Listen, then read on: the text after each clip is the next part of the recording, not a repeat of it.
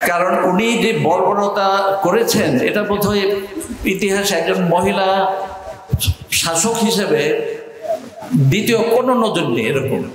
তো এই তার যে অপকর্ম এটা হয়েছিল কিভাবে, এটা আইনি তারা বিভিন্নভাবে এই সংবিধানের কথা বলে সংবিধানের দোহাই দিয়ে কিন্তু এই অপকর্মগুলো অনেকগুলো করেছে, গণতন্ত্রকে হত্যা করেছে, নানা অপকর্ম করেছে।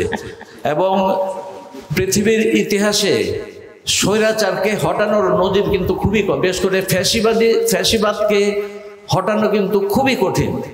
আমার এক বড় ভাই আমেরিকায় থাকেন, উনি বলেন অন্যান্য দেশের অনেক দেশের মানুষ বলে যে তোমরা এটা কিভাবে সম্ভব করেছো, এটা তো অনেক দেশেই তো আমরা জানি স্বৈরাচার আছে, কিন্তু তাদেরকে কিছুতেই সরানো সম্ভব হয় না। আর একটা স্বৈরাচারী শক্তি এসে তাকে যদি সরানো না হবে, জনসাধারণ সরা, এটা কিন্তু আমরা একটা নদীর স্থাপন করেছি।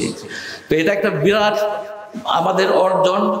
এই অর্জন যদি আমরা ধরে রাখতে চাই তাহলে এই জুলাই সনদকে অবশ্যই স্বীকৃতি দিতে হবে।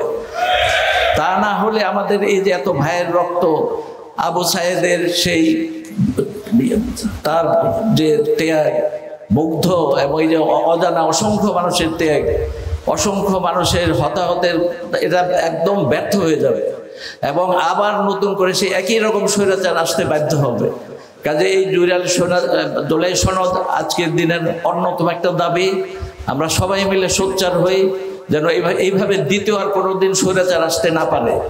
আমি আর বেশি লম্বা করবো না, এই বলে আমি শেষ করছি। ওয়া আখিরু দাওয়ানা আলহামদুলিল্লাহি রাব্বিল আলামিন।